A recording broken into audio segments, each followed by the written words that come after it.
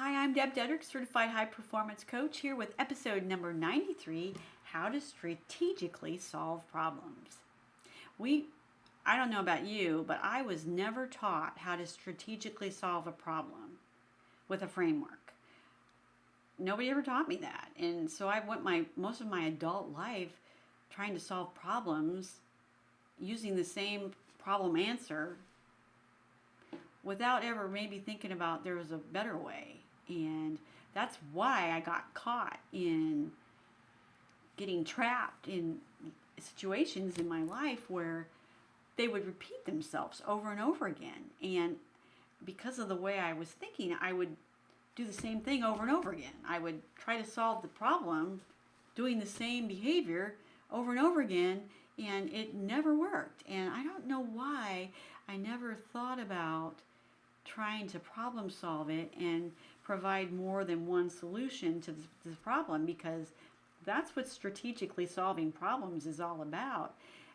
Identifying your problem and then providing more than one solution, because there is more than one solution to the problem. And if one solution doesn't work, why not try another solution? So let's get to the framework that I use. And I try to always use it, but I forget because I'm a creature of habit like everybody else, to strategically solve problems in my life. So number one, identify what your problem is, what it's about, and then break down the issue into small, manageable little parts. Don't look at this huge, big problem, but maybe take it a piece at a time. In a relationship, you're going to have more than one problem. In a business, you're going to have more than one problem. So pick the most pressing problem first and take that one, and then focus on the smaller problem, the smaller bite size of the big whole, and break that out. And in order for you to figure out how this is, why don't you take each one of your problems and rate them on a scale of 1 to 10 in the matter of importance and give them a rating. And then determining what the rating is on your problems. Maybe you have a child you're having a difficulty with, or maybe you're having difficulty with a coworker or two. Pick the one that's got the highest rating. And then number two, then ask the why before the how. What's that mean? Spend 80% of your time working in areas. How do I say this? So when you're working, all of us have strengths. You might be really good in one area that you're not good in another area. And if you're strategically solving a problem, you don't want to pick a problem to solve and you don't have the skill set to develop to fix it, right? So if you're solving problems and you're breaking the big ones out, why don't you pick areas to deal with it in a way where you feel strong and you feel confident? And then if you're group thinking and you're working with somebody else, delegate the part of the problem that you're not so good at to somebody who's better at it. And this is a little more difficult if it's a one-to-one relationship, because one-to-one relationships are harder to strategically solve problems. So maybe a good example of that would be getting a counselor to help you, or talking with your pastor to help you. If you're repeating the same problem over and over again and you're having difficulty solving it, maybe you need an outside person to help you. Maybe that is your strength, where you're going to ask for help. And then number three, identify the problem by listing the opportunities for the problem or the possibilities, rather than looking at, oh my God, this is a problem, and looking at it as risks and horrible things. Look at the problem as an opportunity to grow and to get better and to have a good outcome, even if it's mending your relationships or taking your business to the next level. Instead of looking at these things as problems, looking at these things that are coming against you as opportunities to grow, opportunities to get better, opportunities to shift the way you're thinking, to shift your relationship, to shift your business.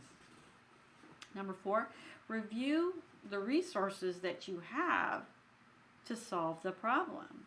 Do you have enough time? Do you have enough money? Do you have the strategy? Did you take the time? Do you have the time? So if you're trying to solve a big problem and you've got more than one problem, your liability might be you don't have enough time to solve more than one problem.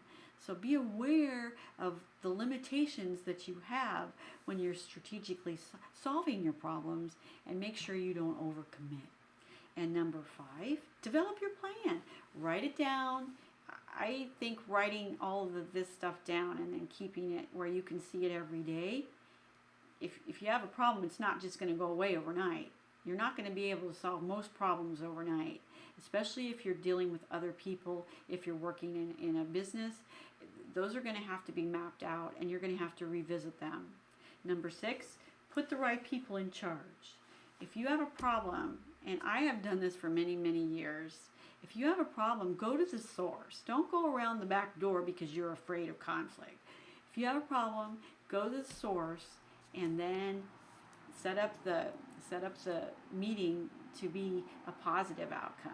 Usually what I mean by that, well, ask for permission. Don't just barge in there. Take the time to, when can we get together to strategically solve this problem together, and kind of lay the groundwork for a very neutral ground. And number 7, repeat.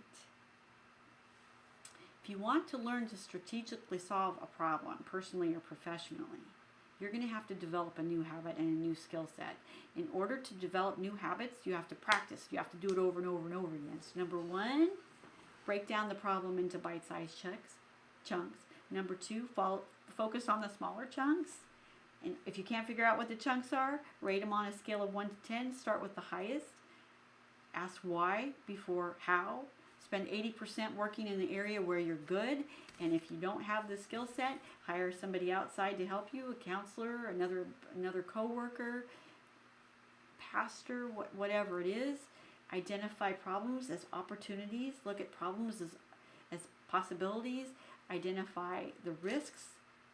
If you are going to overcommit, pay attention to how much time you have, and then pare back. Problems are not going to be solved overnight. Reviewing your resources. Remember, you don't want to promise something you can't deliver on, because that's going to ruin your credibility. Develop your plan. Write down your plan. Put the right people in charge. Revisit that plan. Keep it written down where you can refresh it in your memory, because if you want to problem solve and develop a new strategic way to solve your problems, you're going to have to develop a new habit. And habits don't happen overnight. It takes, and I don't believe this is completely true, 22 days to enforce a new habit. I think it takes longer depending on what you're trying to do. But I do know that you can create new behaviors and new habits by learning how to control your thinking and to rinse and repeat. I love that term. So I hope my tip today helped you. It's my mission to inspire and instruct you how to create a happier life. As your certified high performance coach, it's my mission to give you the tools, the tips, the strategies, the frameworks, the thoughts, the push, the prod, whatever it is, to inspire you to go out and create the best version of yourself so you can have a happier life. And until my next tip, go out in the world and be a positive role model and influencer for good. And I will see you on our next tip. And thank you for joining me.